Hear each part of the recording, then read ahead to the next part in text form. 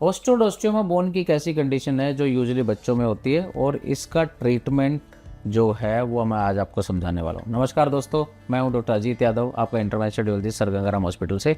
आज मेरे साथ एक बड़ा ही यंग, डायनेमिक और टैलेंटेड बच्चा है समर्थ, जो आया है एमपी मध्य प्रदेश से, सिंगरौली डिस्ट्रिक्ट से।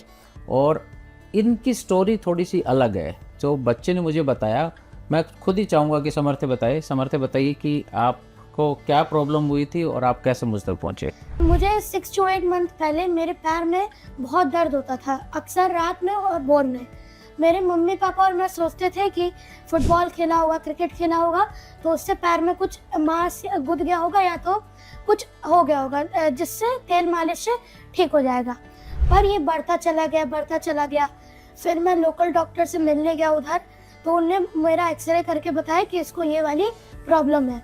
फिर मैं बहुत डर गया था, घबरा गया था ऑपरेशन का नाम सुन के। फिर मैंने चैट जीपीटी पे सर्च करा कि इसका कोई दूसरा इलाज है।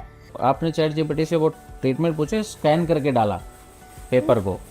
नहीं, मैंने ऐसे ही पूछा था। अच्छा, पेपर आपने चैट जीपीटी को वॉइस कमांड से पूछा हाँ। कि आपको पैर में दर्द है और आपको ये ऑस्टियोडोस्टियोमा लिखा हुआ है, ये पूछा आपने? अच्छा, तो फिर उन्होंने चैट जीपीटी ने क्या आंसर दिया? चैट जीपीटी ने बताया कि आमतौर पर बच्चों में कॉमनली होता है और ये ऑपरेशन के द्वारा हट जाता है। तो फिर मैंने उससे दोबारा पूछा कि क्या इसका कोई इजी वे इलाज है, वो तो उसने बोला कि आरएफए ट्रीटमेंट होता है। तो फिर मैंने यूट्यूब पे सर्च करा, चैट जीपीटी बहुत सारे रिसर्च करा, तो मुझे डॉक्टर अजीत सर मिले, जो कि आपका मैंने देखा और मैं एकदम टेंशन फ्री हो गया।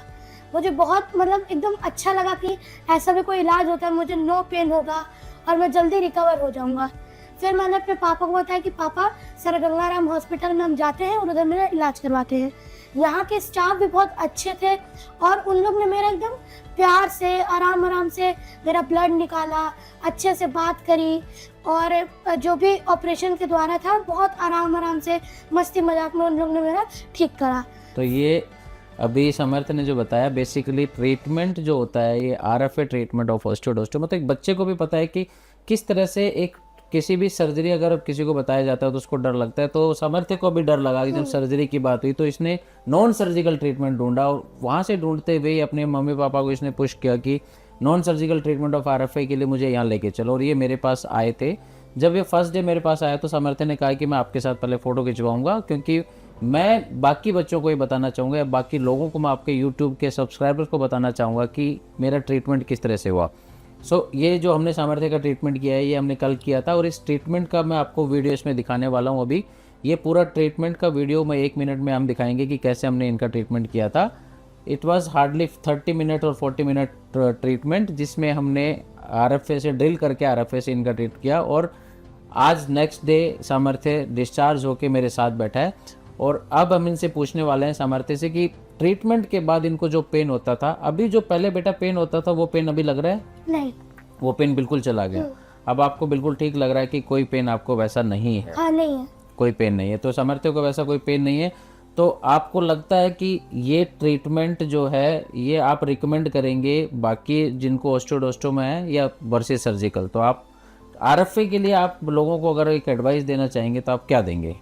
मैं ये कहना चाहूँगा कि आरएफए बहुत ही इजी और बेस्ट सर्जरी है जिनको ऑस्टियोडोस्टियोमा हुआ है। वो इतने आसानी से होता है और आपको नो पेन होगा और आप जल्दी रिकवर भी हो जाओगे। जैसे दूसरे में होता था कि वो लोग स्टिचेस लगाते थे तो आपको 1 महीना 2 महीने तक आपको बेड रेस्ट करना पड़ता था।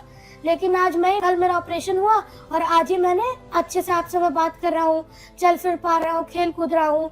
यही मेरा ओपिनियन रहेगा। तो जैसे सामर्थ्य ने बताया कि इस ट्रीटमेंट के बाद नेक्स्ट डे जो है आप नॉर्मल रूटीन में वापस आ सकते हैं।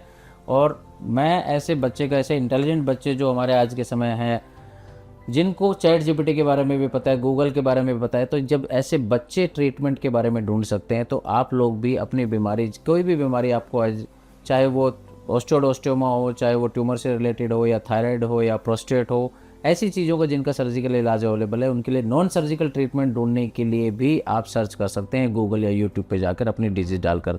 तो मैं सामर्थ्य, thank you for being here on the YouTube. और सामर्थ्य, मैं जाने से पहले सामर्थ्य को मैं ऑल द बेस्ट बोलूँगा। ये इंटेलिजेंट बच्चा है और आने वाले समय में हो सकता है ये आपको यूट्यूब पे दिखाई दे कभी ना कभी। सो ऑल द बेस्ट सामर्थ्य, मिलेंगे इसके बाद। Thank you.